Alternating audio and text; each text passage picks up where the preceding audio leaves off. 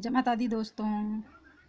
श्री जगदम्बिकाय नमः। ओम ऐं ह्रीं क्लीं चामुण्डाय विच्छेद। श्रीमद् देवी भागवत महापुराण तृतीय स्कंध। अतः चतुर्दशो अध्यायः। देवी महात्म्य से संबंधित राजा ध्रुव संधि की कथा। ध्रुव संधि की मृत्यु के बाद राजा युधाजित और वीरसेन का अपने अपने द्रोहितों के पक्ष में विवाद।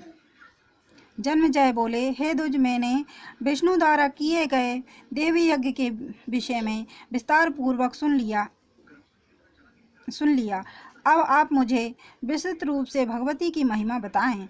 हे विप्रेंद्र, देवी का चरित्र सुनकर मैं भी वह उत्कृष्ट देवी यज्ञ अवश्य करूंगा और इस प्रकार आपकी कृपा से पवित्र हो जाऊंगा। व्यास जी बोले, हे राजन, सुनिए, अब मैं भगवती के उत्तम चरित्र का वर्णन करूंगा। मैं इसके साथ साथ विस्तृत इतिहास तथा पुराण भी कहूंगा। कोचल देश में सूर्यवंश में एक महातेजस्वी श्रेष्ठ राजा उत्पन्न हुए। वे महाराज पुष्प के पुत्र थे और ध्रुव सिंधि के नाम से विख्यात थे। वे धर्मात्मा, सत्यनिष्ठ तथा वर्णाश्रम धर्म की रक्षा के लिए सदा तत्पर रहते थे। पवित्र व्रतधारी वे ध्रुव संधि वैभवशालिनी अयोध्या नगरी में राज करते थे। उनके राज में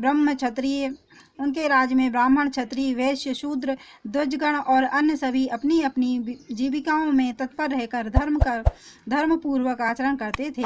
उनके राज में कहीं भी चोर, निंदक, धूर्त, पाखंडी, कृतघ्न तथा मूर्ख मनुष्य निवास नहीं करते थे।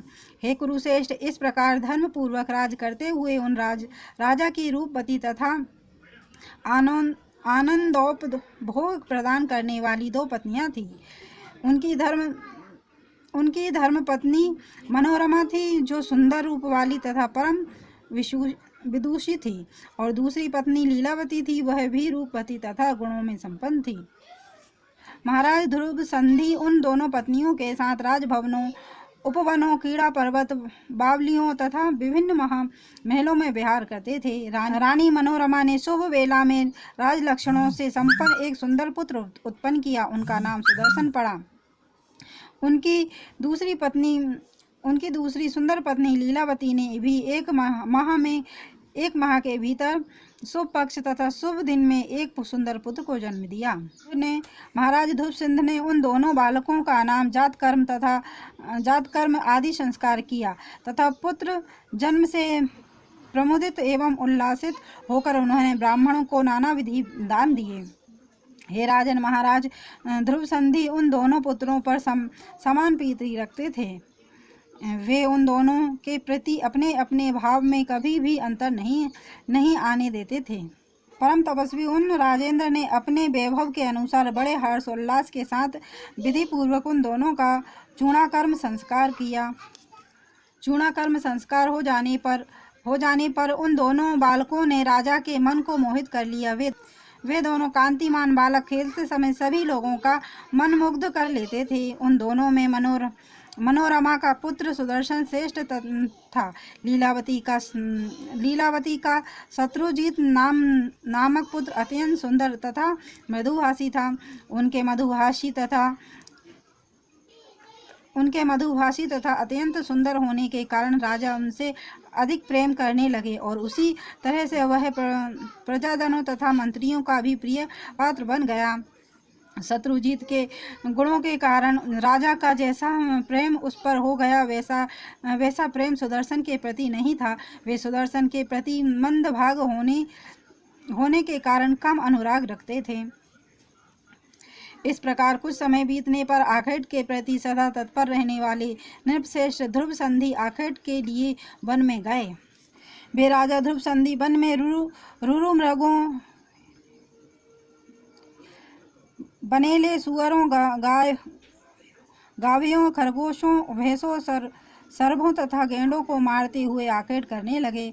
जब महाराज उस गहन तथा महाभयंकर वन में शिकार खेल रहे थे, उसी समय महान रोष से भरा हुआ एक सिंह झाड़ी से निकला। पहले तो राजा ने उसे बाण से आहत कर दिया। तब अत्यंत कोपाविष्ट तथा सिंह उन्हें अपने सामने देखकर मेघ के समान गरजने लगा। अपनी पूंछ खड़ी करके तथा गर्दन के लंबे केशों को छितराकर अत्यंत कुपित वह सिंह राजा को मारने के लिए छलांग लगाकर उन पर झपटा। तब उसे देखकर राजा ने भी तत्काल अपने हाथ में तलवार धारण कर ली और बाएं हाथ में ढाल लेकर दूसरे सिंह के समान खड़े हो गए। यह देखकर उनके जो सेवक गण थे वे सभी अत्यंत कुपित हो उठे और रोषपूर्वक उस सिंह पर अलग अलग बाणों से प्रहार करने लगे। वहां महान हाहाकार मच गया तथा भीषण प्रहार होने लगा। इसी बीच वह भयंकर सिंह राजा पर टूट पड़ा। उसने अपने ऊपर झपटते देखकर राजा ने खड्ग से उस पर प्रहार किया। उस सिंह ने भी राजा के समीप आकर अपने भयानक तथा तीक्ष्ण नखों से राजा को छत विछत कर डाला। नखों के प्रहार से आहत होकर राजा गिर पड़े और उनकी मृत्यु हो गई। इससे सभी सैनिक और भी क्रोधित हो उठे। तब वे बाणों से सिंह पर भीषण प्रहार करने लगे। इस प्रकार राजा ध्रुवसिंह तथा वह सिंह दोनों मर गए। तदंतर सैनिकों ने आकर मंत्री प्रवसरों को यह समाचार बताया। राजा के परलोक गमन का समाचार सुनकर उन श्रेष्ठ मंत्रियों ने उस वन में जाकर उनका दाह संस्कार कराया। वहीं पर गुरु वशिष्ठ ने परलोक में सुख प्रदान करने वाली सभी श्राद्ध आदि परलौकिक कृत्य विधि पूर्वक संपन्न कराए। तदंतर प्रजाजनों, मंत्रियों तथा महामुनि वशिष्ठ ने सुदर्शन को राजा बनाने के उद्देश्य से आपस में विचार विमर्श किया। श्रेष्ठ मंत्रियों ने कहा कि सुदर्शन महाराज की धर्मपत्नी मनोरमा के पुत्र है, शांत स्वभाव वाले पुरुष हैं तथा सभी लक्षणों से संपन्न हैं, अतः ये राज सिंहासन के लिए योग्य हैं। गुरु वशिष्ठ ने भी वही बात कही कि महाराज का यह पुत्र सुदर्शन राजपद के लिए योग्य है, क्योंकि बालक होते हुए भी धर्मपरायण राजकुमार ही राज सिंहासन का अधिकारी होता है। वयोवृद्ध मंत्रियों के द्वारा इस प्रचार विचार करने के उपरांत यह समाचार सुनकर उज्जैनी नरेश राजा युधाजित शीघ्र ही वहां आ पहुंचे। लीलावती के पिता युधाजित अपने दामाद की मृत्यु के विषय में सुनकर अपने दोहित्र के हित की कामना से उस समय शीघ्रता पूर्वक वहां आए। उसी समय सुदर्शन के हित साधक के उद्देश्य से मनोरमा के पिता कालिंगाधिपति महाराज वीरसेन भी वहां आ गए। सेनाओं से संपन्न तथा एक दूसरे से भयभीत वे दोनों राजा राज्य के अधिकारी का निर्णय करने के लिए प्रधान आत्माओं के साथ मंत्रणा करने लगे। युधाजित ने पूछा कि इन दोनों राजकुमारों में ज्येष्ठ कौन है? ज्येष्ठ ही राज प्राप्त करता है, कनिष्ठ कदापि नहीं। उसी समय वीरसेन ने भी कहा, हे राजन, मैंने शास्त्र विदों से ऐसा सुना है कि धर्म पत्नी का पुत्र ही राज का अधिकारी माना जाता है।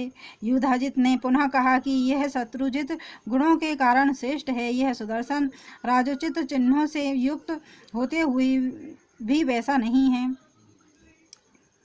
अपने अपने स्वार्थ के वशीभूत उन दोनों राजाओं में वहां विवाद होने लगा। अब उस महासंकट की परिस्थिति में उनके संदेह का समाधान करने में कौन समर्थ हो सकता था। युधाजित ने मंत्रियों से कहा कि आप लोग अवश्य ही स्वार्थपरायण हो गए हैं और सुदर्शन को राजा बनाकर धन का स्वयं उपभोग करना चाहते हैं। मैंने आप लोगों का यह विचार तो आप सबकी भावभंगिमा से पहले ही जान लिया था। शत्रुजित सुदर्शन से अधिक बलवान है, अतः आप लोगों की सम्मति तो यह होनी चाहिए कि शत्रुजित ही राज सिंहासन पर आसीन होने योग्य है। ऐसा कौन व्यक्ति है जो मेरे जीवित रहते गुणों में बड़े तथा सेना से सुसज्जित राजकुमार को छोड़कर गुणों में छोटे पुत्र को राजा बना सके? इसलिए इसके लिए मैं निश्चय रूप से घोर संग्राम करूंगा। मेरे खड्ग की धार से पृथ्वी के भी 2 टुकड़े हो सकते हैं। फिर आप लोगों की बात ही क्या। यह सुनकर वीरसेन ने युधाजित से कहा, हे ध्वज, दोनों ही बालक समान बुद्धि रखते हैं, इसमें भेद ही क्या है। तदंतर उन दोनों को इस प्रकार तदंतर उन दोनों को इस प्रकार परस्पर विवाद करते देखकर प्रजाजनों तथा ऋषियों के मन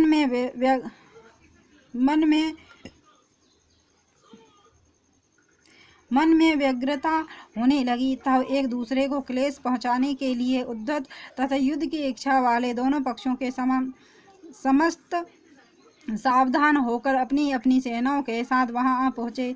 उसी समय महाराज ध्रुव सिंधि की मृत्यु का समाचार सुनकर भृंगवेर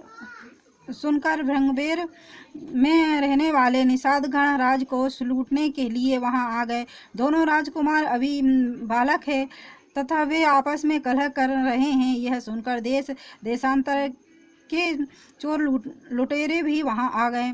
इस प्रकार वहां पर भी कलह उपस्थित हो जाने पर युद्ध आरंभ हो गया। युद्धाजित तथा वीरसेन भी युद्ध के लिए उद्यत हो गए।